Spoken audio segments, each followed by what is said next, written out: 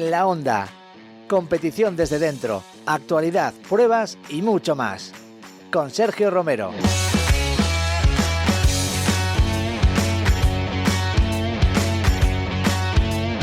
Muy buenas a todos y bienvenidos a un nuevo episodio de este podcast. Hoy os traemos un episodio muy completo de esos que mezclan lo mejor del mundo de las dos ruedas. Motos lógicas, pilotos legendarios y triunfos recientes. Procuramos, como ya sabéis, cubrir todo tipo de enfoques en las motos que os traemos aquí y en esta ocasión vamos a hablar de la lógica y la polivalencia. Dentro de la familia de Honda hay motos marcadas por sus cifras de potencia y prestaciones extremas, como las TBR, pero también hay modelos que tienen sentido para el día a día, que te hacen la vida más fácil y que además te pueden sacar una sonrisa. Una de las más representativas de esa filosofía es la Honda NC750X, una moto que combina practicidad, comodidad y tecnología en un conjunto que vale tanto para moverte por ciudad como para hacerte carreteras de montaña en el fin de semana. Y vamos a hablar con Berta Doria de Mujeres Moteras para conocer su experiencia y cómo encaja esta moto en su estilo de vida. Pero también vamos a mirar un poco hacia atrás, porque el debate está más vivo que nunca de quién es el mejor piloto de la historia. Y claro, si hablamos de leyendas, no podemos olvidarnos de Valentino Rossi. Repasaremos esa etapa dorada con Juan Pedro de la Torre para ahondar en el periodo en el que el número 46 consiguió 3 títulos con Honda y escribió una parte de la historia del motociclismo moderno. Y por supuesto, no podemos dejar pasar el presente, porque Honda sigue brillando en el trial que domina con mano de hierro Tony Bow. Pero hoy el protagonista es Gabriel Marcelli, que se ha proclamado campeón de España de trial y además ha cerrado la temporada internacional con su primera victoria en Trial GP. Un piloto joven con una proyección enorme y con esa mezcla de técnica y ambición que define a los grandes campeones. El día a día con la NC750X. Soy creo que una de las mayores fans de esta moto porque tiene, aparte de una estética de moto rutera, y es cómoda y es Honda, tiene la maravilla de permitirte guardar el casco. Y eso es, o sea, esto no lo tiene ninguna. Valentino Rossi y sus títulos con Honda. Y era muy divertido porque veías al Valentino de verdad, un tío divertido, inteligente, que era un espectáculo para un periodista, desde luego. Hablamos con Gabriel Marcelli sobre su último título. Que comenzase en el 2010 en Entrimo y que me llevase el Campeonato de España, además ganando la última carrera también en Entrimo. O sea que bueno, la verdad es que estoy muy contento. Llevaba ya años a buen nivel luchando por el campeonato, pero al final siempre se me escapaba y bueno, este año he estado un poquito más ordenado y ha ido todo muy bien. Esto es En la Onda. Escúchanos en iVoox, Apple Podcast y Spotify. Suscríbete para no perderte ningún episodio. La prueba del mes. Hoy tenemos con nosotros a una invitada especial, Berta Doria, creadora de Mujeres Moteras, que este verano ha estado probando la NC750X y hoy queremos que nos cuente cómo ha sido esa experiencia. Berta, bienvenida, ¿qué tal estás? Muy bien, muchas gracias por invitarme. Siempre es un gusto tenerte aquí, que tienes... Además de que lo cuentas bien, tienes una voz bonita y controlas ya de motos muchísimo. Bueno, se hace lo que se puede. Bueno, de hecho, rodamos en junio juntos en el circuito y te vi ahí fina con un estilazo buenísimo. Verdad, tendría que hacerlo más, porque mira que me gustan los circuitos, pero siempre el día a día se me come y yo lo haré. Ruedo poco. Oye, en los últimos años además tu proyecto ha crecido muchísimo, ¿no? ¿Te imaginabas llegar a este punto con miles de seguidores y muchas veces siendo un medio más en las presentaciones de motos en nuestro país? No, la verdad es que cuando empecé ni por asomo pensé que fuese a acabar siendo mi trabajo. Ya al cabo de los años ya fue una apuesta de decir, mira, o esto lo convierto en algo que realmente sea un trabajo, o lo tengo que dejar porque gasto aquí mucho tiempo y lo conseguí y estoy encantada. La verdad es que me lo paso genial. Ya te veo, ya. Sé que has estado rodando este verano con una NC750X que en esta versión 2025 tiene algunas novedades, ¿no? Empezando por esa estética como más aventurera, que ahora estas crossover están muy de moda.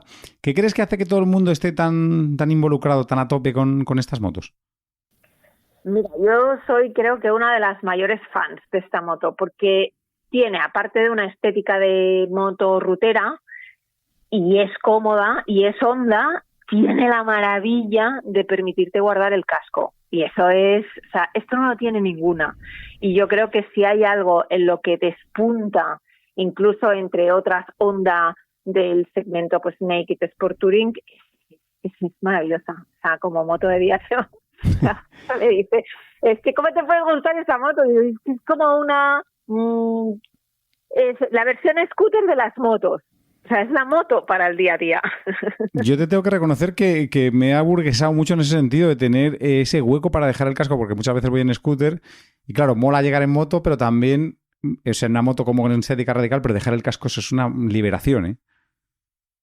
Sí, a ver, antes, años cuando todos vivíamos mucho más holgados económicamente, pues tenías la moto de a diario y la moto de jugar los fines de semana. Ahora esto ya es difícil y no siempre puedes tener el scooter, la moto, el no sé qué, no sé cuándo. Si tienes que elegir un vehículo para todo y lamentablemente son 5 días laborales y solo 1 o 2 de fin de semana, pesa más la comodidad y la versatilidad. Y esta moto te permite todo eso sin perjuicio de que luego puedes salir el fin de semana a darte un garreo con ella, ¿sabes? Porque es cómoda, el motor va muy bien. Entonces también puedes salir sin peligro a que te quedes sin carnet en la tercera curva. Totalmente. También ha habido cambios este año en esta moto, a nivel dinámico, ¿no? Y ya tiene 2 discos de 296 milímetros. Delante antes había uno. ¿Qué cosas has notado ahí en la conducción cuando si has tenido ocasión de hacer un poquito de curvas con la versión 2025? Mira, yo siempre me quejo de los frenos. A mí me parece un pecado mortal el ponerle a una moto de 200 kilos un freno, o sea, un disco delante. Y ahora la moto frena y responde. Y si sales con ella de curvas y haces una conducción normal, es fantástica. Si la aprietas mucho porque has salido con una S1000R y una Ducati 848, entonces le encuentras un poco ciertas dificultades en la parte dinámica. Entonces me iría más pues a una Hornet o a otro tipo de motos que están más pensadas para hacer curvas rápidas. Sí. Pero las mejoras que tiene para una conducción de persona normal, de fin de semana, de me doy una rutita y tal, o sea, la convierte en una moto que te da unas sensaciones de seguridad fantásticas. Yo creo que han dado un salto hacia adelante. De hecho, tu moto personal es una deportiva. El otro día estuve a punto de mandarte una foto porque estuve en Honda y estaba tu Suzuki ahí y me iba a subir para mandarte una foto como subiéndome en tu moto, pero me lié y no tuve tiempo. Pero te lo cuento aquí, que no nos oye nadie. También estuvo por ahí Borja de Todo Tipo y me mandó una foto tocando mi moto y digo, no la toques, que pierdes el dedo. Ojo. Bueno, pues ya lo sé, ya estoy avisado para la próxima. Bueno, pues a lo mejor hago hasta un caballito. No es broma. Bueno, pues tu moto personal es esta, así que me imagino que estos días con la NC haciendo las tareas habituales de tu día a día te habrá hecho cambiar el chip en algunas cosas, ¿no? Sí, a ver. Yo con mi moto no la saco si no es para hacer curvas porque se gasta y me canso y no la puedo dejar en la calle porque todo el mundo se acerca. En cambio, con la otra sí puedo hacer el día a día ahora estoy haciendo muchos trayectos de Barcelona a Cardedeu, de Cardedeu a Barcelona y con mi moto es prácticamente un rollo y con la NC ha sido una maravilla. Y cambias el chip. Se te quita esa locura por correr que te incitan las R. Es verdad que cuando luego cogí la mía pegué una estripada en la autopista que pensé, ay, como me hayan pillado, me han volado el carnet. Pero en realidad, siendo personas racionales, tiene mucho más sentido tener una moto como la NC que no una R de las de antaño, que solo te pueden llevar que disgustos. Claro, eso te iba a decir, que te aporta luego un motor 58 caballos, pero que al mismo tiempo tienes potencia no tanta, claro, como a alguien que le gustan las deportivas, pero puedes gastar menos de 4 litros si tienes que hacer esos recados que decías, ¿no? Claro, o sea, si tú vas a usar la moto de diario, lo que te interesa es que además gaste poco, que sea cómoda, que te permita llevar alguna que otra cosa y que gaste poco. Y motos que gasten eso, hay muy pocas. Y en realidad para carretera la potencia tampoco se queda corta. Es que en las carreteras la velocidad máxima es 90 y la media suele salir que 50 kilómetros por hora de media. Hombre, si te vas a discutir con una S1000R en la salida de una curva, pues la S1000 estirará más, pero luego la pillas otra vez. Realmente no noto que el motor sea corto, porque está bien logrado. Tiene un buen par y la dejas fluir y va bien. Para carretera va de sobra. Para hacer viajecitos, rutitas, perfecta. Y además lleva el cambio de CT, no sé si la tuya bien, que se ha actualizado también. Y es importante porque más del 50% de las unidades que se venden llevan el sistema de cambio semiautomático con doble embrague. ¿Qué te parece en la última actualización? Si has tenido ocasión, si esta era de CT la que tenías tú. No, la que yo tenía era de cambio manual.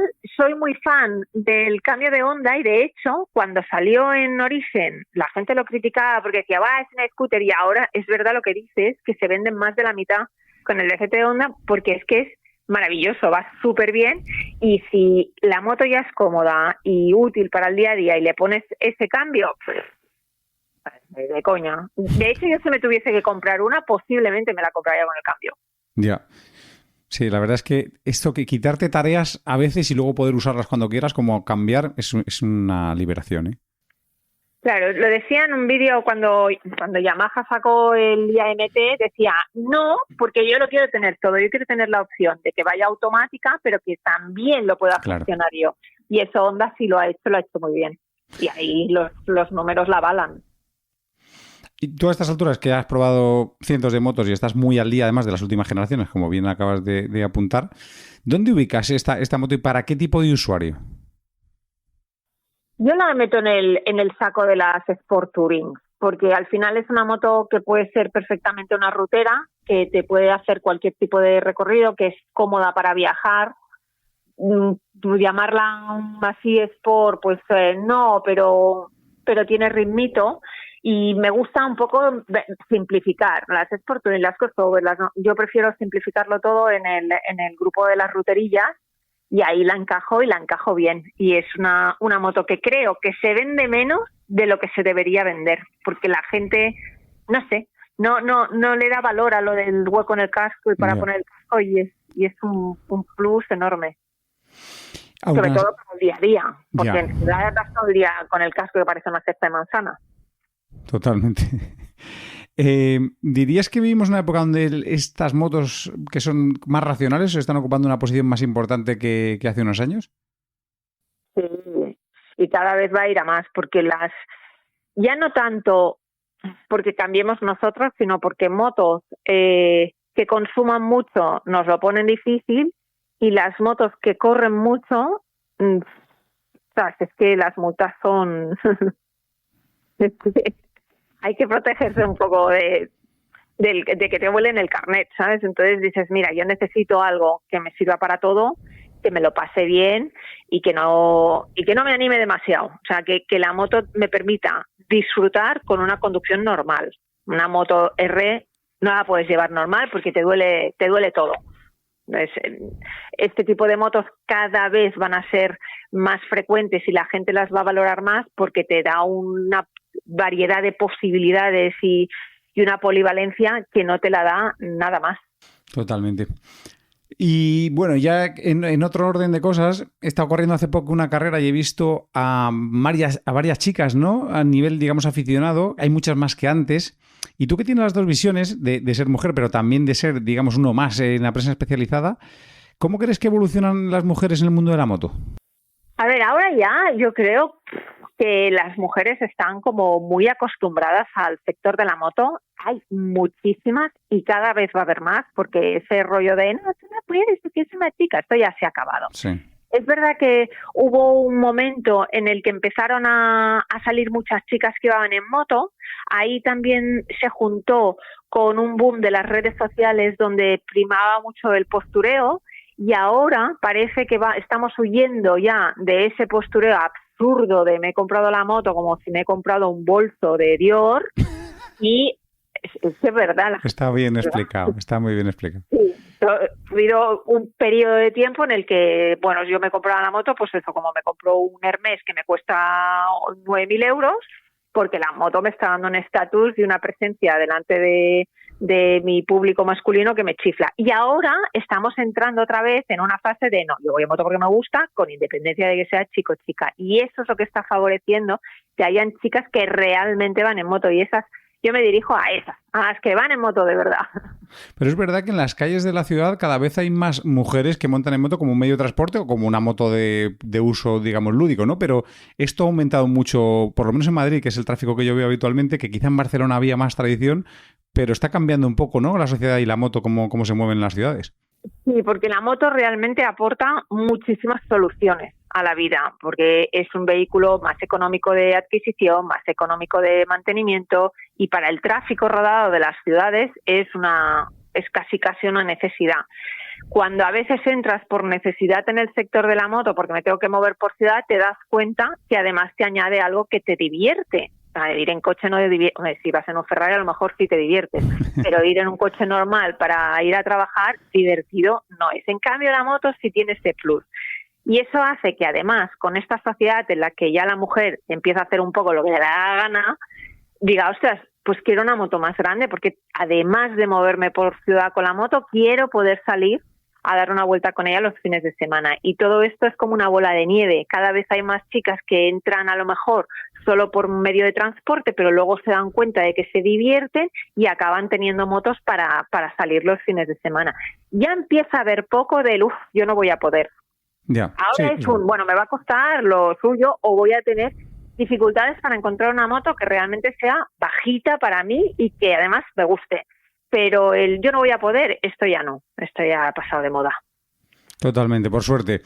Me ha gustado mucho cómo has explicado. Bueno, en general siempre explicas las cosas muy bien y das buenas visiones de cómo funciona todo. Así que, como siempre, es un placer tenerte en el podcast y que compartas con nosotros tu experiencia e inspirar a la gente y a las chicas a subirse en la moto. Claro que sí. Es cuestión de lanzarse y luego ya no te bajas nunca más. Totalmente. Berta, a ver si coincidimos en alguno de los viajes de la prensa probando motos pronto y le damos caña otra vez. Espero que sí. Mira, pues hablando de Honda, pueden montar una presentación con sus maravillosas CBR 600 RRRR y las probamos y nos divertimos un rato. Ahí lo dejo. Alguno te está escuchando, así que con suerte vamos. Muchas gracias por invitarme. Venga, un abrazo, chao, Berta.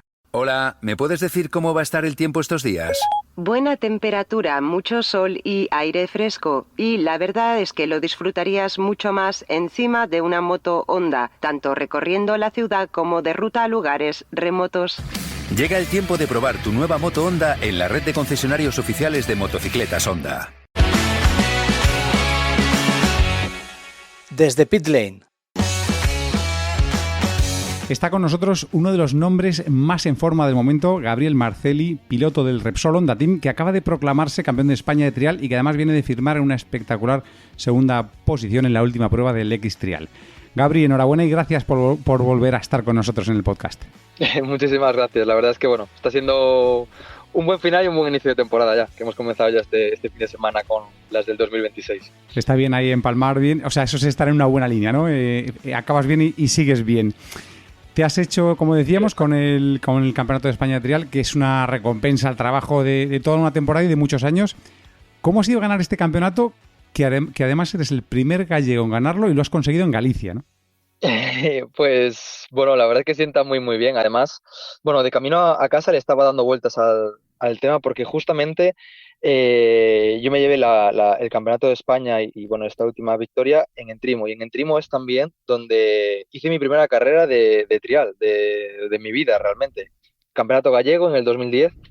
Entonces, pues bueno, yendo para casa me puse a darle vueltas al tema y la verdad es que, mira, parece que tuviera que estar escrito, ¿no?, en los libros, que comenzase en el 2010 en Entrimo y que me llevase el Campeonato de España, además ganando la última carrera también en Entrimo. O sea que bueno, la verdad es que estoy muy muy contento. Llevaba ya años a buen nivel luchando por el campeonato, pero al final siempre se me escapaba y bueno, este año estaba un poquito más ordenado y ha ido todo muy bien.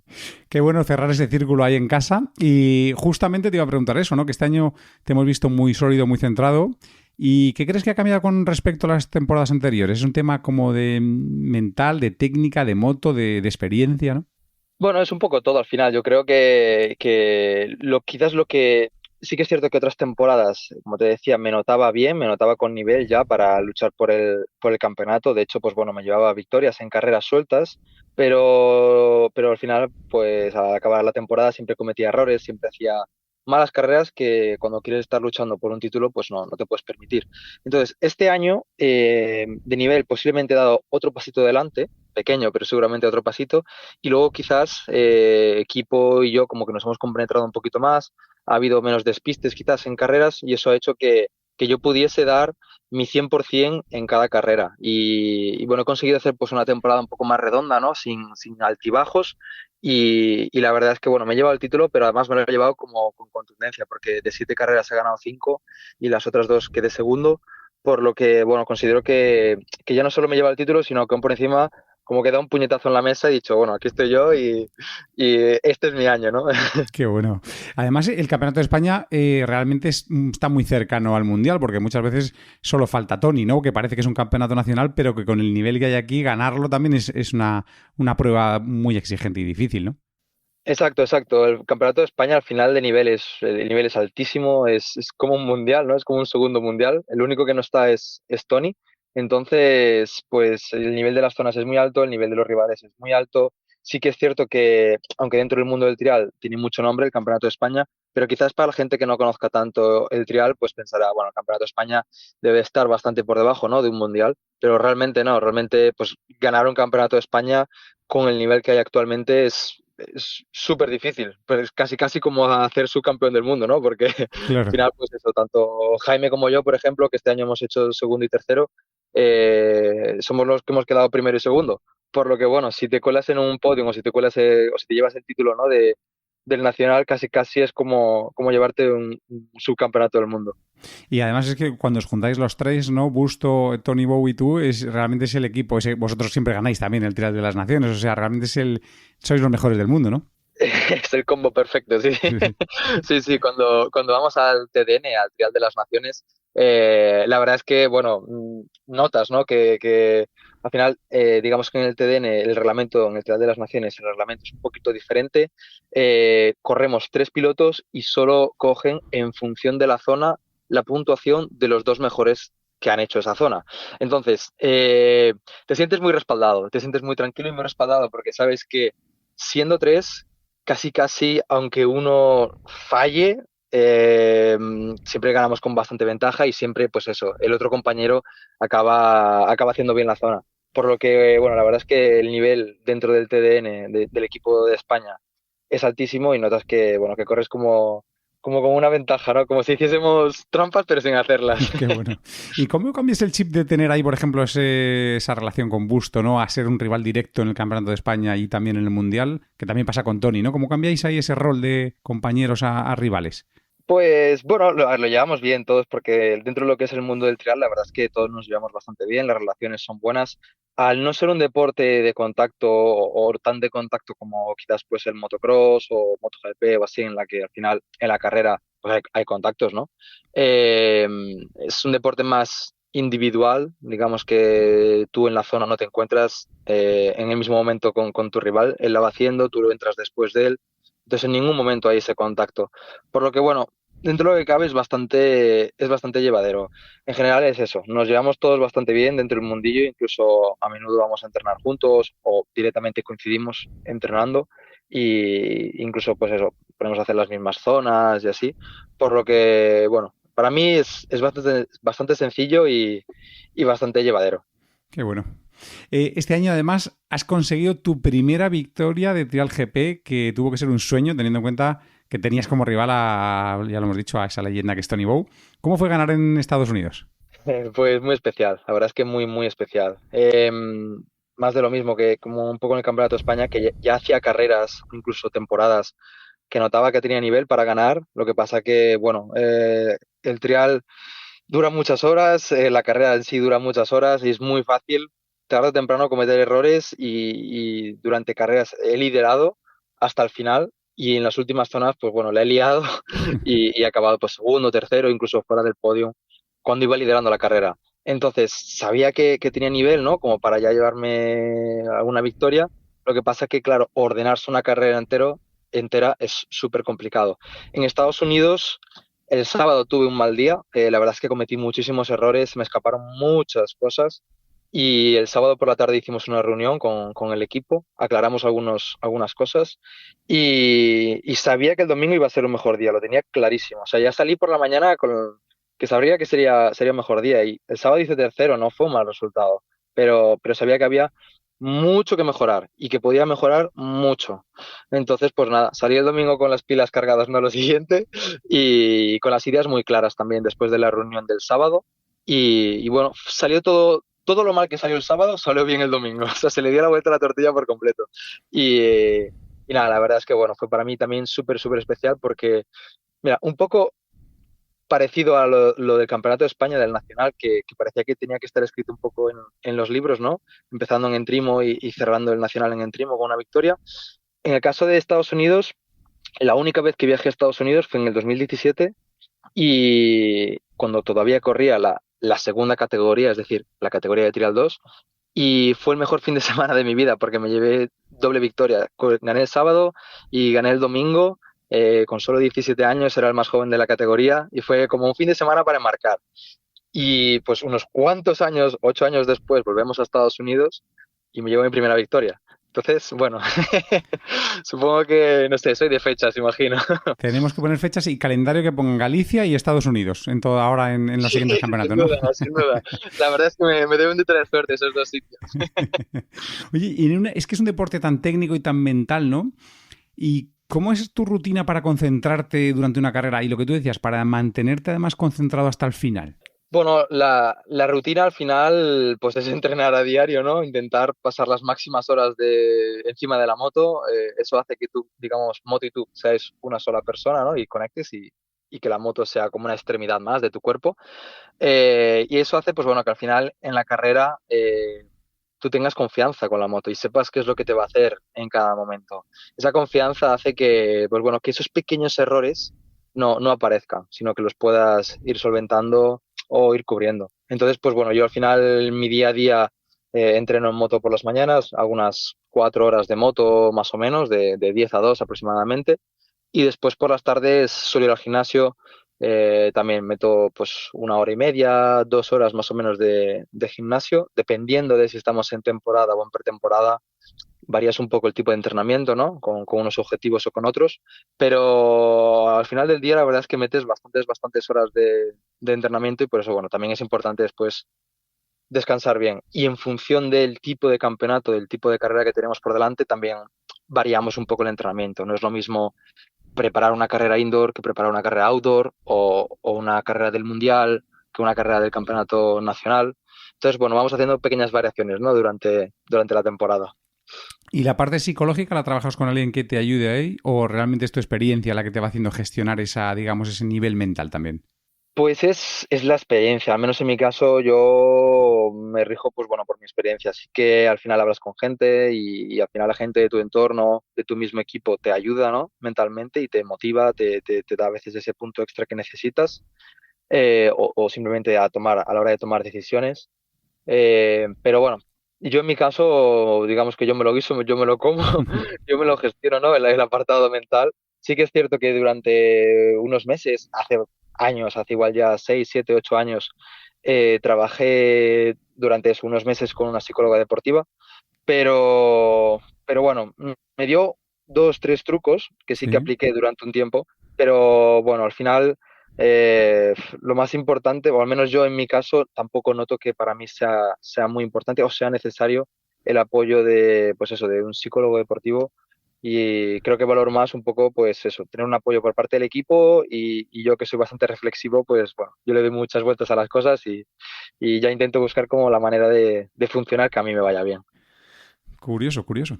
Y antes has comentado que has empezado el año muy bien, ¿no? ¿Cómo ha sido el X-Trial? Porque también es un mundial muy exigente, ¿no? Y has hecho segundo en la última carrera.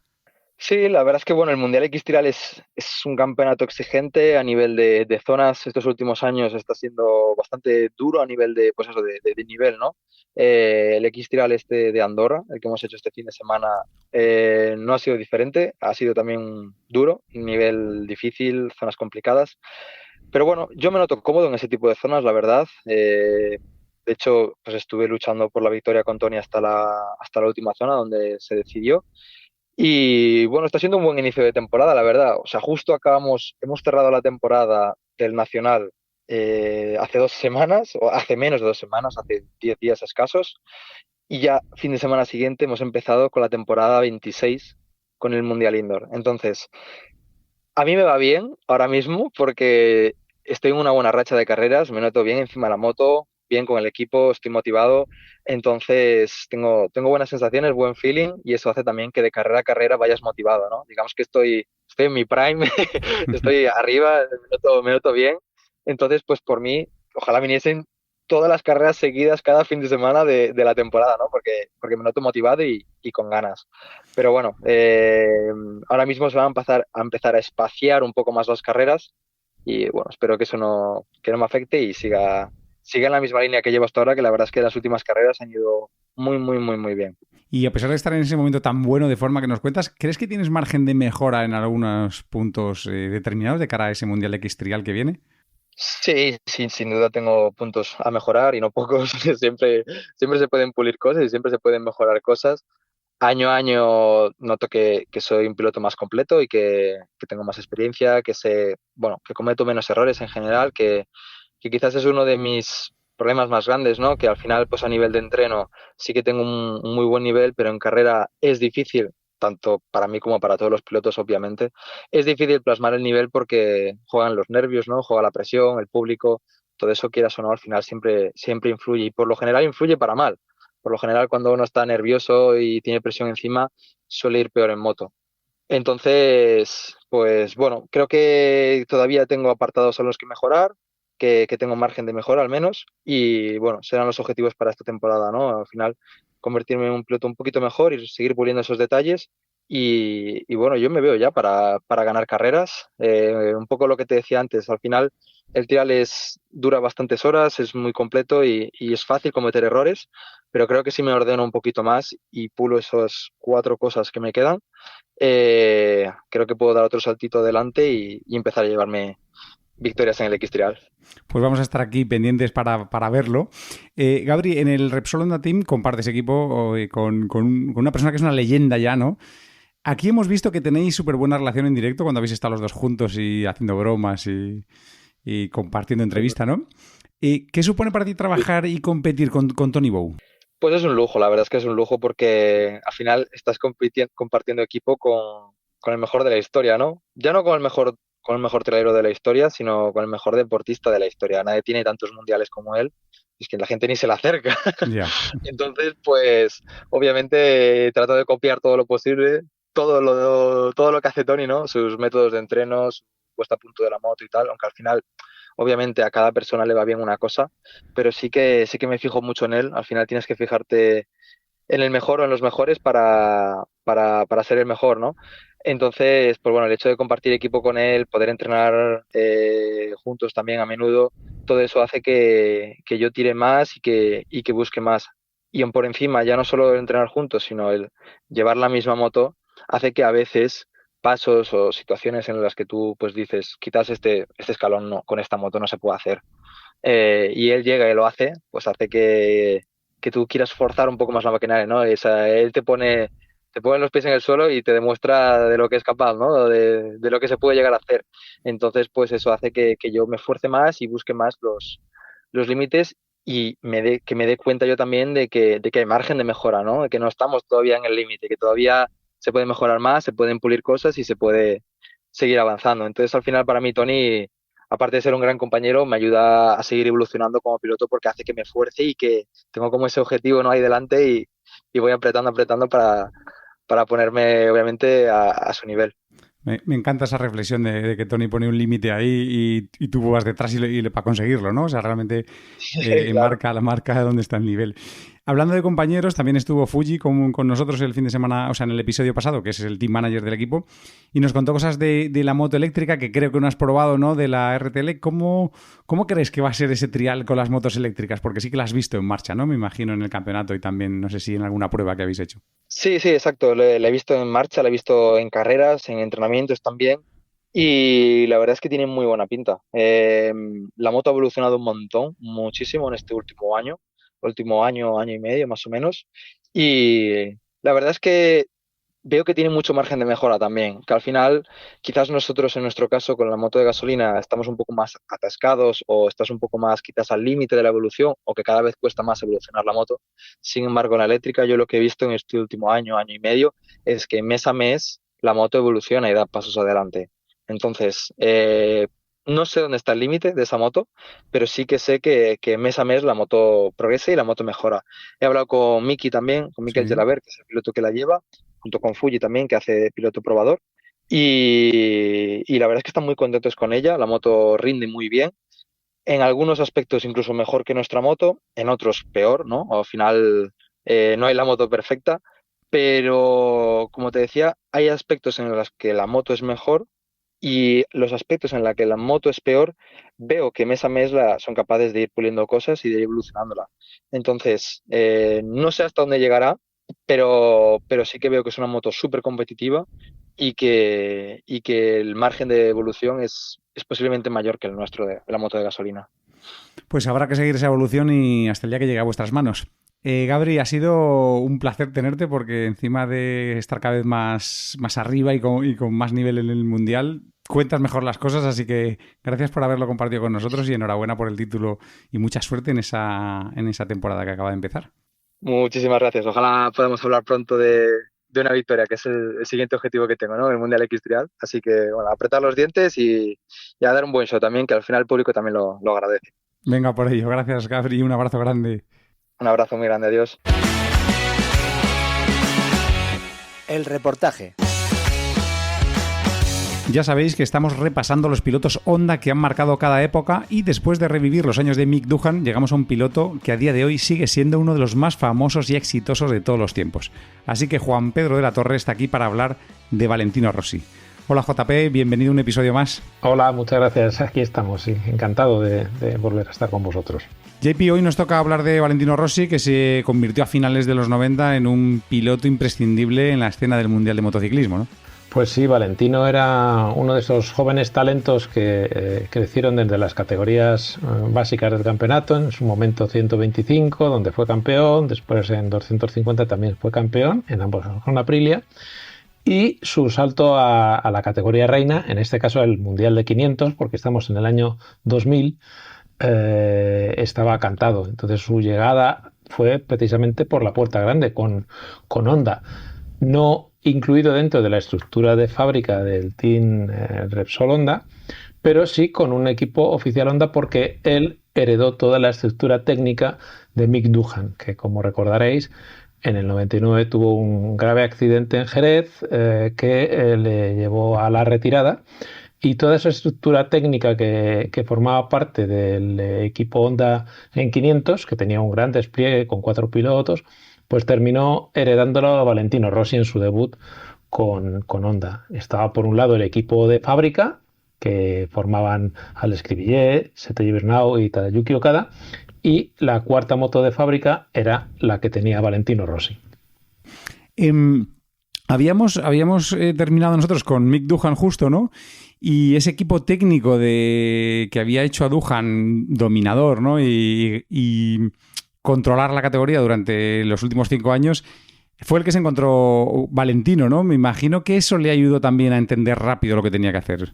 Sí, fue fundamental porque, claro, tener a un hombre de la experiencia de Jerry Burgess como jefe de equipo fue muy importante. Hay que recordar las primeras carreras de Valentino en 2000 fueron accidentadas, atropelladas, y llegó un momento en una de esas primeras carreras que Burgess, en la parrilla antes de tomar la salida, no recuerdo exactamente qué gran premio fue, le dijo: Valentino, tienes que llevar la moto a boxes. O sea, tienes que llevarla hasta el final, no te puedes caer. Y eso fue un primer impasse y un primer aprendizaje que tuvo que adoptar Valentino. Pero bueno, en cualquier caso, el año de su debut, la temporada 2000, fue excelente porque ganó un par de grandes premios, hizo 10 podios y fue subcampeón del mundo de 500, con lo que para un rookie, un debutante, pues era un resultado más que excelente. Y además, JP, ya nos hemos olvidado un poco, pero en aquella época había un salto muy complicado, ¿no? Entre 2,5, que eran unas motos, digamos, muy técnicas y muy rápidas, pero luego dar el salto a 500 con la potencia brutal que había y sin ninguna ayuda electrónica en aquel momento, no era incluso muy lesivo, era dificilísimo, ¿no? Subirse en esas motos ahí rápido como hizo él desde el principio. Sí, era complicado porque es lo que dices tú, había una diferencia de potencia y una diferencia técnica y de capacidad de trabajar sobre la moto descomunal. Y luego también el tema de gestión de los neumáticos. O sea, se juntaban un montón de detalles que hacían complicado el debut. Toda la transformación que hubo durante la década de los 90 de la categoría de 500 a raíz de que Honda pusiera en escena el motor Big Bang, hizo que se democratizara la categoría, que cualquier piloto, independientemente de su origen y la categoría desde la que llegaba, pudiera tener una posibilidad en 500, cosa que no sucedía antes. Necesitaban pilotos especializados en derrapar, en conocer motos potentes para poder triunfar. Eso se transformó en los 90 y Valentino llegó sobre una moto que seguía siendo una moto de 180 caballos para 130 kilos de peso, con una relación peso-potencia brutal. Y consiguió adaptarse y consiguió confirmar la calidad que tenía, porque de hecho al año siguiente, repitiéndose la misma estructura, un equipo oficial directo de fábrica con el patrocinio de Repsol, en el que estaban Alex Cribillé y Torukawa, y la estructura que llevaba en paralelo, también totalmente de fábrica, de Valentino Rossi, Valentino ganó el título y lo ganó con una autoridad tremenda. Ganó 11 de las 16 carreras de la temporada y logró su primer título en la categoría reina, su primer título de 500 y el último de la historia de 500, porque a partir de 2002 el campeonato se transforma y entra en escena MotoGP. Esa moto azul, blanca y amarilla de Nastro Azzurro, ¿no? Era esa 500 que era mítica de esa última época, como tú has dicho, de 500. Y Rossi siguió un guión parecido, ¿no? Porque en 2,5 había subido un primer año que no había logrado el título y como que la segunda conseguía el título cuando llegaba a una categoría, ¿no?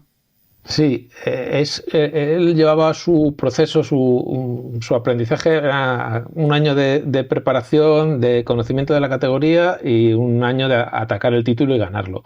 Lo que pasa es que tanto en 250 como en 500 estuvo mucho más cerca de ganar el título de lo que finalmente terminó siendo el resultado. Ese subcampeonato fue muy próximo al campeón.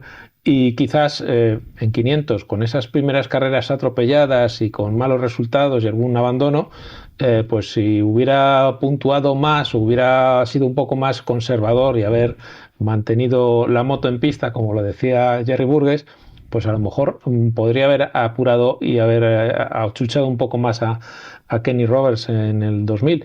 Pero bueno, es como lo que siempre decimos, no puedes rehacer la historia sobre lo que ya está hecho.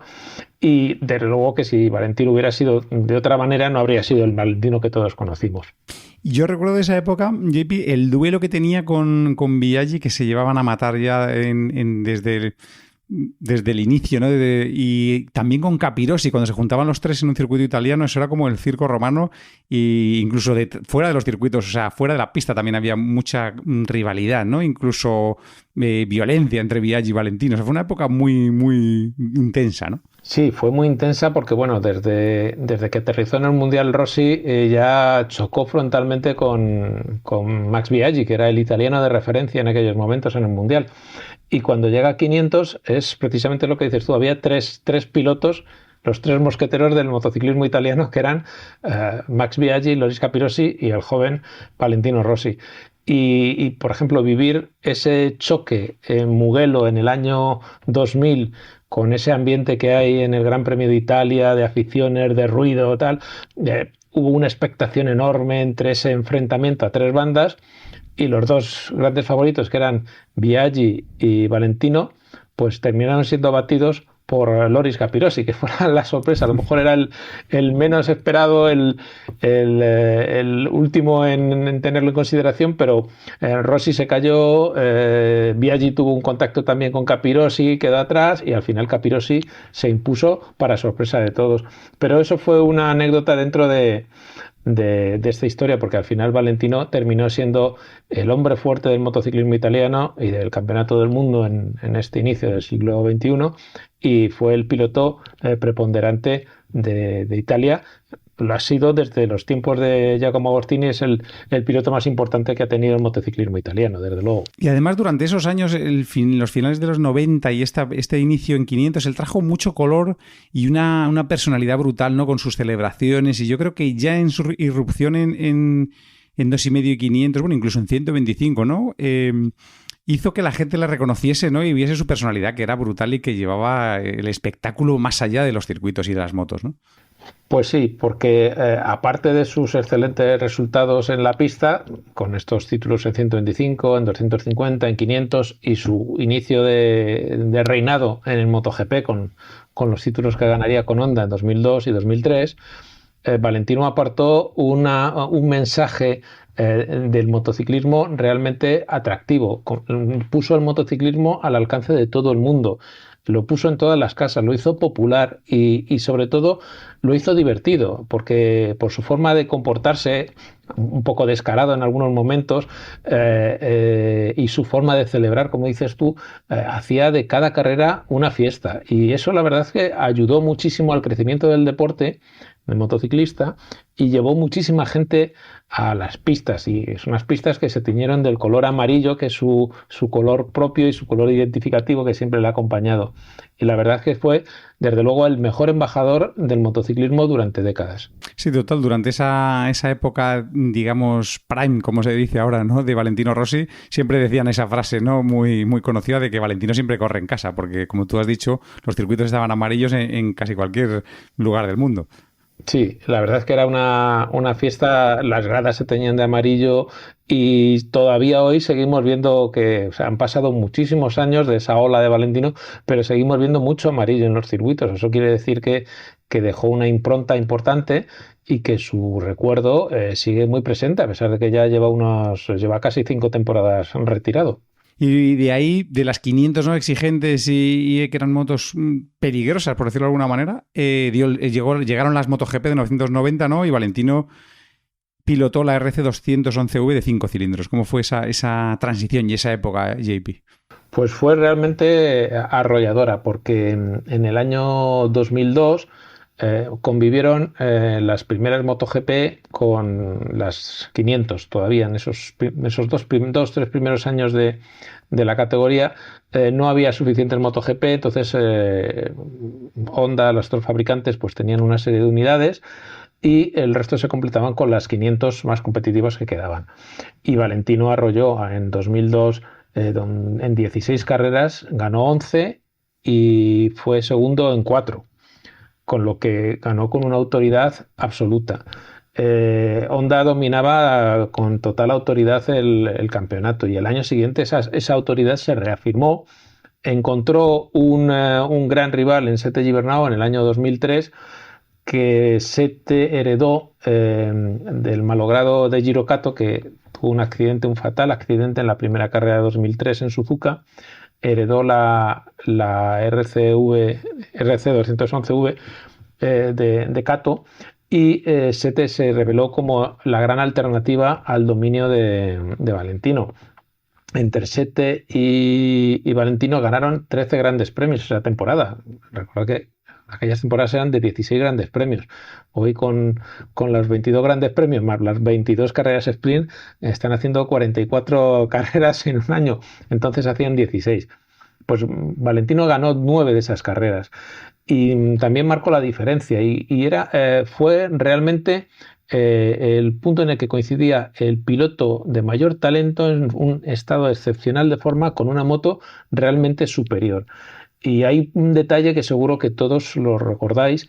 En el Gran Premio de Australia de 2003 hubo una caída de Melandri, hubo banderas amarillas y Valentino hizo un adelantamiento en bandera amarilla. Entonces la reglamentación, hoy te habrían mandado a hacer un long lap y en su día la reglamentación le impusieron 10 segundos de penalización.